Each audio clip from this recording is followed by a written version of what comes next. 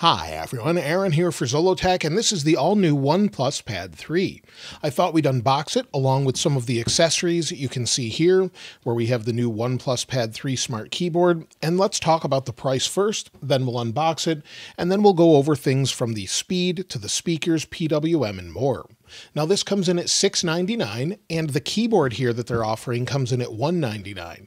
However, when you pre-order it or you order it under certain circumstances, you can get some of these accessories for free.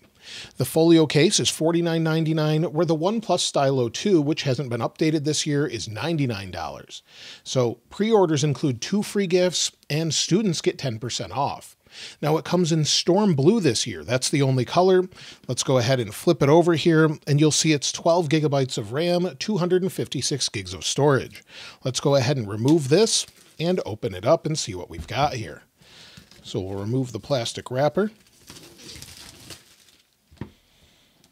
There we go. Let's go ahead and open it up. First time I'm seeing this as well. We'll move our little Android guy here. And this is the pad itself. So pretty good size overall. And then inside the box, we have some good things here, such as the charger, but let's see what we've got as far as anything else. So inside here, we have a safety guide and a quick guide, it says. Outside of that, we have our charger. So this is a Super VOOC charger, and you can see the details here. So Super VOOC, and it should be pretty fast to charge. We'll talk more about that a little bit later, but it at least includes the overall charger along with the USB-A to USB-C cable. So you can see that here. So we have both ends, so we can charge with the Super VOOC charger. Let me set this aside, get the box taken care of, and we'll take a closer look at the tablet. So let's go ahead and open it up. We'll take it out of this plastic wrapper here.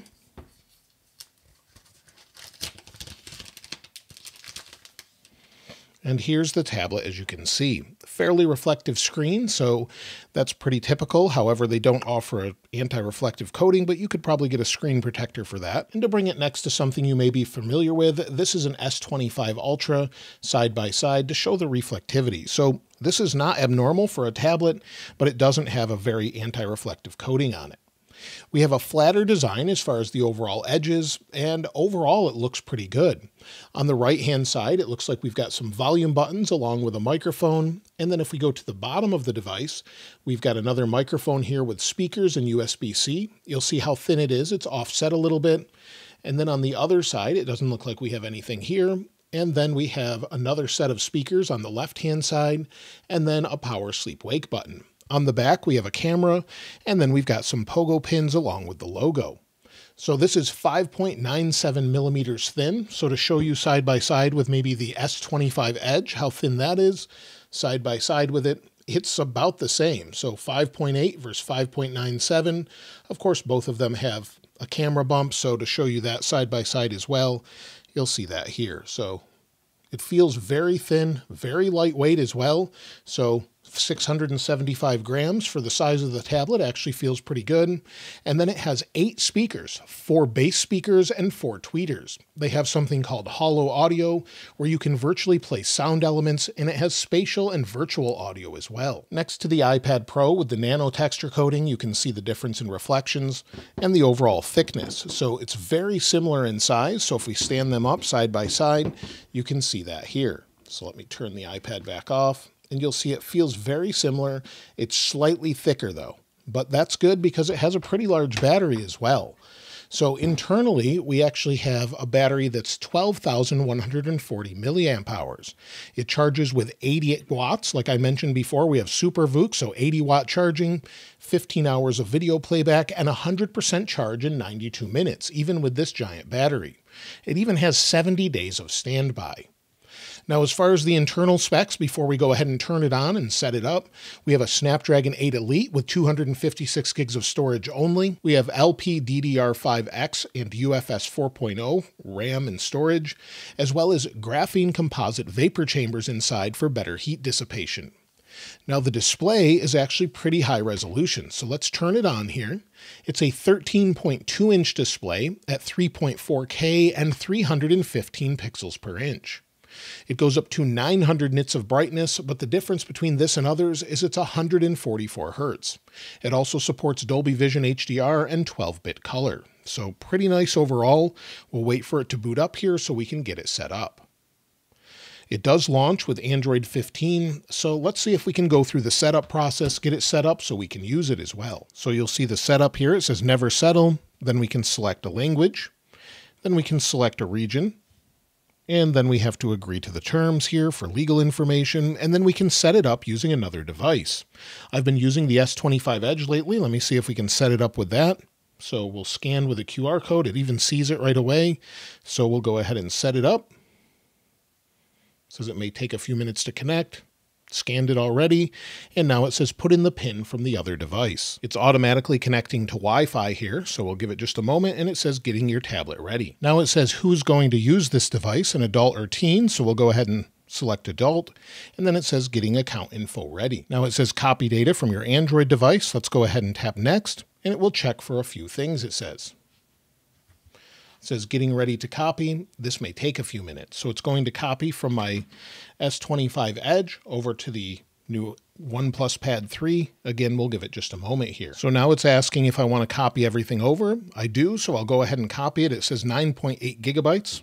We'll tap copy, and now it will copy my data over. So it could take a few minutes. Now it says unlock method. Your biometric data will be encrypted and stored on your device. You can use your password or face. We'll go ahead and set that up. So it says enroll face, allow. We'll set it up. It says face added. We'll tap next. Now I added my face. Agreed to Google services, and now it says in order to use Gemini, you can press and hold power or use your voice. We'll tap continue, and then it says keep in mind your assistant will wait in standby mode to recognize if you say the keyword there. We'll turn it on, and then it says you can add an email account. I don't want to do that now. Now it says keep both devices on and close to each other. So I'll let this copy, and then we'll come back in a moment when it's done. It's finished copying over all my data. I'll go ahead and tap done. And now it says getting your tablet ready. Now I do have to say while holding this, it feels very high quality. Does not feel like it's going to break or bend. It doesn't really flex even if you push on it hard. I'm sure some others will test that. And it just feels pretty high quality even compared to last year's. Now it says, do you want to join the Red Cable Club? We'll go ahead and skip that for now. And then we have recommended services such as auto update system apps, context-aware network services, VDC service, user experience. I like to turn off a lot of these here, but we'll go ahead and leave some of them available. And now we can set it up for gestures or buttons. I always prefer gestures, and we'll go ahead and tap done. It says you're all set up, Oxygen OS. Let's go. Let's go ahead and see what we've got. We've got the same background as I have on the S25 Edge, and you can see that here. So it even brought over the AI-generated background, but in full screen. But let's see what wallpapers we have. So if we go ahead and press here, let's see if we can do it over here. We'll go to Wallpaper, and you'll see some of the wallpapers here. So we have three main ones. We've got Classic 3. We have sort of a gold or bronze one, as well as green. We'll go ahead and go back, and then we have a bunch of other ones that are live as well. So maybe if we select one of these, Sublime Grandeur. We also have Sleek, which I like some of those. All of them look pretty good. Let's go ahead and select this one. We've got this one as well, and we'll apply. We'll apply it to both. Then we'll have to hit it again here, give it just a moment, and there we go. So we can configure the style and more, but this does have Android 15 on it. So we're not going to have the new one just yet. We'll go ahead and tap OK. We can select featured colors. Let's swipe home, and then you can see what we've got here. So overall, looks pretty good. Again, it is very glossy, very reflective, but in general, it has a great look to it. If we go into our settings here, and let's see if we've got a system update. So we'll go ahead and check, and you'll see Android version 15, and it has the March 1st security update on it. So that's what we have currently. I'm sure they'll have some others. And one thing they're offering this year is 3 years of OS updates and 6 years of security updates. So you'll get Android 16, 17, and 18, along with some other security updates. If we go into the weather app, let's take a look. We'll agree here while using, allow, and it will obtain location, close enough, and this gives you an idea of what it looks like. So that's the tablet itself, pretty straightforward. But as far as the overall accessories, we'll take a look at the OS in just a moment, but let's get some of the accessories ready. So of course we have the OnePlus Stylo 2. This is not a new accessory, so this isn't really anything super exciting, but let's go ahead and get it open at least. It does come with another tip in the box itself. Take this off, there we go. And then we have the Stylo 2. So let's get it set up. Turn this back on. It recognized it. We'll go ahead and tap agree and continue and connect to stylus. So that's pretty seamless. Once you do that, welcome to OnePlus Stylo 2, and it gives you the actual battery there. Then you can double tap to switch, and there we go. So now it's paired. We can now use the Stylo 2. Let's go ahead and get the OnePlus 3 Folio case open. This has a couple different orientation options. So if we go ahead and open this up, this comes in at $50 or so. So just under $50 at $49.99. The keyboard case is more, but that's pretty typical. So we'll open this up here again. And let's see what we've got inside. So this is the OnePlus Pad Folio case. And let's place it in the case. So you'll see like this, it just fits in magnetically. It's in there pretty secure. It doesn't seem like it's going to fall out. And then of course we can just shut it, and it even has room for the stylus. So that's pretty nice. We can flip this around this way if we want.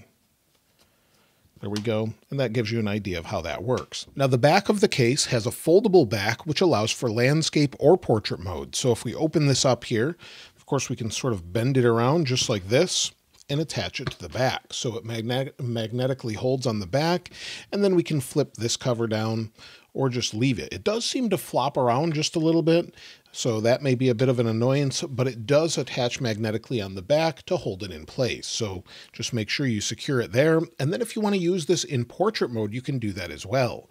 So what we need to do is sort of fold this just like this, and then tilt it like that. Now we can have a portrait mode stand if we want to use it like this, whether we want to draw. It seems like it does tilt a little bit, so you may not want to use it for that, but you can use it for maybe TikTok or something else in portrait mode. Now the OnePlus 3 or OnePlus Pad 3 Smart Keyboard, let's go ahead and open this up. This is a little bit more. So this is about $200 or so, but again, maybe included depending on how you order this. So this is the OnePlus Pad backing, it looks like. Then we have the keyboard itself. It is supposedly backlit as well. And then we have a large trackpad. See if we can get this off here. There we go. And it's fairly clicky. It does have NFC right here as well. So let's see if we can connect this. We've got some pins on the back here. Let's take off the Folio case. We'll get this attached. We'll see how good or bad this is. With the Smart Keyboard case, we can attach it magnetically on the back, and then it has a kickstand built in. So this folds open like this, and we can push it down. It feels like it's going to break, but it's durable enough that you can push it all the way down, and it seems to withstand that. And you can angle it at different angles, however you'd like. And then, of course, we have the keyboard. Now, the nice thing about this keyboard is you can use it attached with the pogo pins, or you can use it via Bluetooth. So depending on how you want to use it. So if you want to use it attached like this, just attach it, and then you can actually use the keyboard. So once it's set up, you've got the mouse here, and then, of course, you've got all of your keyboard keys. So you can adjust the overall brightness of the display here. We also have volume keys, but I do not believe this is backlit.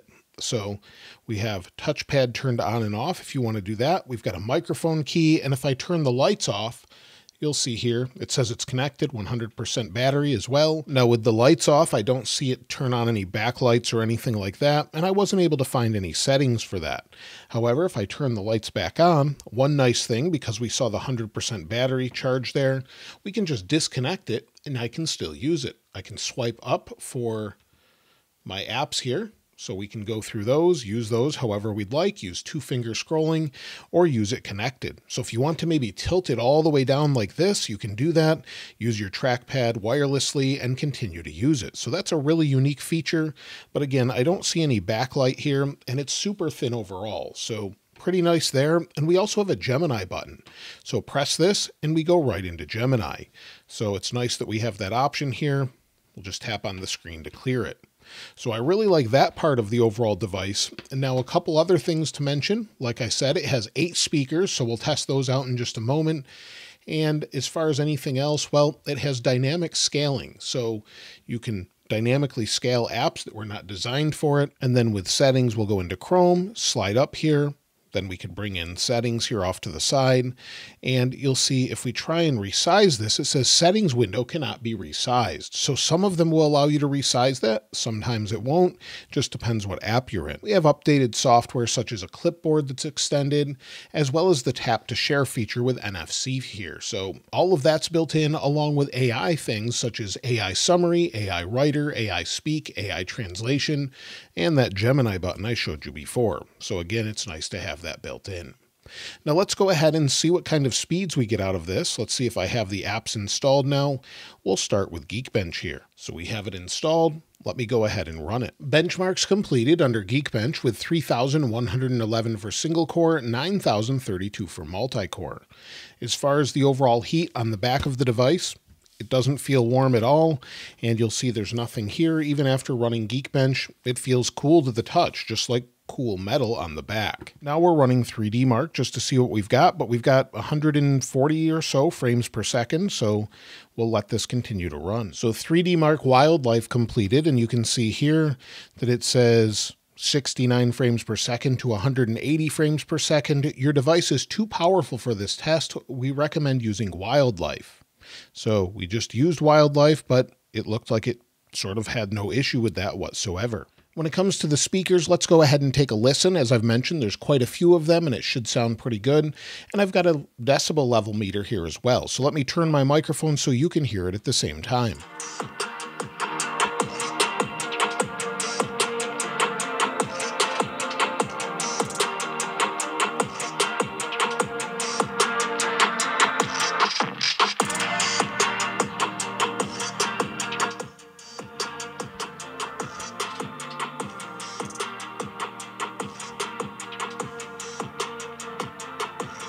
The overall sound quality I thought was pretty impressive. Pretty decent bass, the highs sounded good, and mids were all right as well. We hit about 85 decibels at the highest level, and it was even clear and clean at the highest level. So that's a pretty good sign. They sound great, and just bring them down a little bit, and they continue to sound great. So the overall sound quality is much better than I would have expected, and I think they've done a good job here. One other thing I didn't test out earlier was the sound of the actual keyboard. The keyboard itself has good throw as far as the keys go, and I think they sound okay. They feel very similar to maybe an iPad keyboard or even a Surface keyboard. So let's go ahead and try out a sentence or two and see what it's like. So we'll just go ahead and type. I'll move the microphone here as well.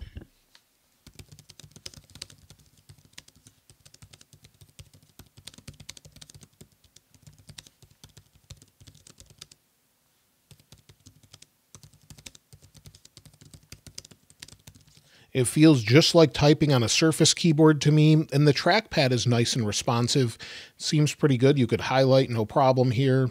It feels very good using the trackpad, and really no complaints. Very good job as far as OnePlus, and I think it's definitely one of those nice accessories if you wanted to use it for that. So I do like that you can detach it and then use it separately as well, and I think that's just a nice added bonus if you wanted to do that. You can also have floating windows out here as well, so if you wanted to bring it up here, release it, you can have it in the corner, move it around, and see what you're working on. So if you want to tap on it, you can make it a little bit bigger, larger or smaller, and then have it floating here if you want to move it around. Tap on the 3 dots, you can go into split view, minimize it, or go back into full screen. So you can pop it out to the side, bring it into full screen, and it feels very fluid and responsive. As far as PWM, well, this is an LCD display. Shouldn't really have an issue with that whatsoever, so no problems here.